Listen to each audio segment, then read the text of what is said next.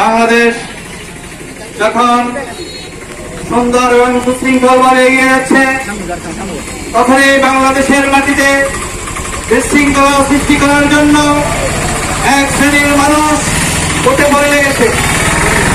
বাংলাদেশের মাটিতে ইসলাম যতদিন থাকবে, এই দেশের মধ্যে কোন উগ্রপন্থী ইসলামের ঠিকানায় বাংলাদেশের মধ্যে হবে না ইনশাআল্লাহ। বাংলাদেশ এটা মুসলমানের বাংলাদেশ। বাংলাদেশ হযরত শাহজালাল জালানী রহমাতুল্লাহ আলাইহির বাংলাদেশ। বাংলাদেশ শাহ মেহেরুজ্জামান রহমাতুল্লাহ আলাইহির বাংলাদেশ। বাংলাদেশ হাফেজ আহমদ রহমানের সাহেবের বাংলাদেশ। বাংলাদেশ আমাদের অত্র এলাকার মাওলানা এলাহি বক্সের বাংলাদেশ।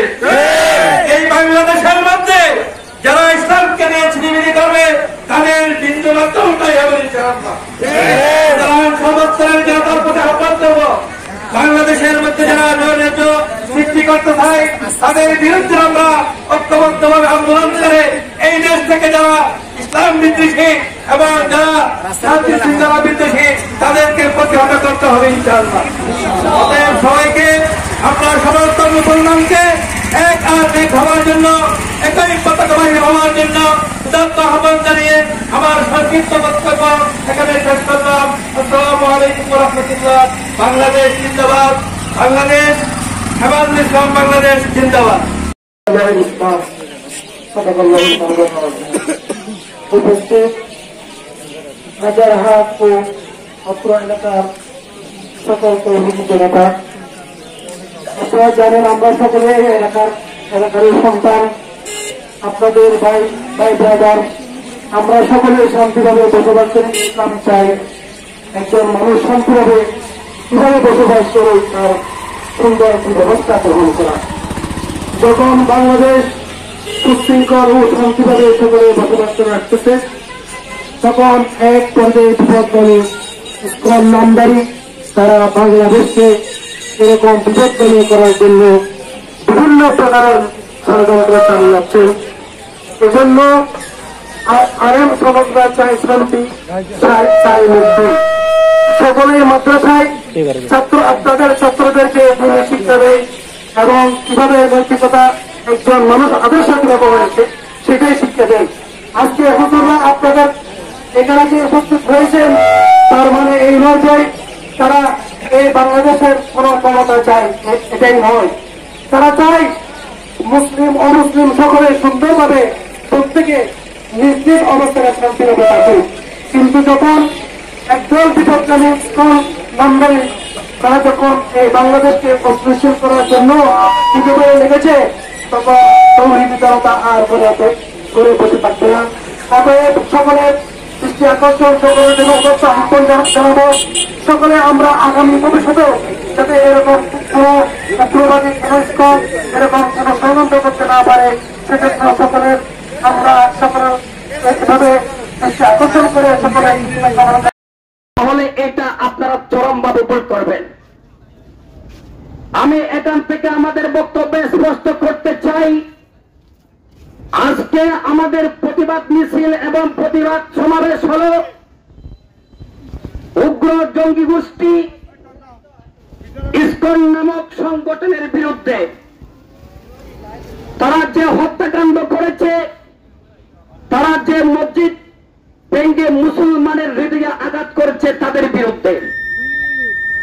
আমি প্রশাসনের প্রতি দৃষ্টি আকর্ষণ করে বলতে চাই, অনতিবিলম্বে এই দুইটি কর্মের জন্য তাদেরকে আইনের আওতায় এনে যদি দৃষ্টান্তমূলক শাস্তি দেওয়া না হয়, তাহলে বাধ্য হবে বাংলার তৌহিদি জনতা এর প্রতিবাদ গড়ে তুলে এর জবাব দেওয়ার জন্য। সম্মানিত সাথী ও বন্ধুগণ, আমরা জানি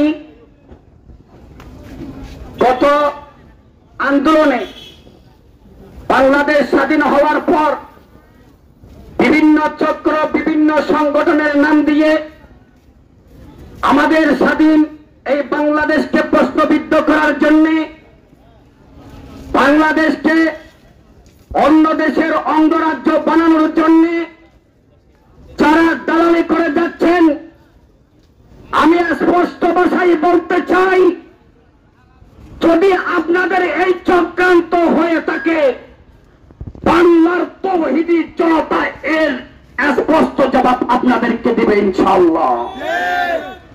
সম্মানিত সাথী ও বন্ধুগণ, আমরা মুসলিম সমাজ, আমরা শান্তিপ্রিয়, কারো উপরে আঘাত করা মুসলমানের ধর্মের মধ্যে নেই।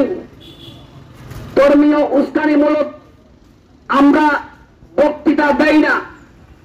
তবে যদি আমাদের উপরে, আমাদের গায়ের উপরে পড়ে, যদি আমাদের ধর্মীয় প্রতিষ্ঠানে যদি আঘাত করা হয়, আমাদের মসজিদে যদি আঘাত করা হয়, আমাদের নিরপরাধ ভাইদেরকে যদি অন্যায়ভাবে আঘাত করা হয়, হত্যা করা হয়, এর জবাব ইনশাআল্লাহ বাংলার তৌহিদি জনতা দিবে।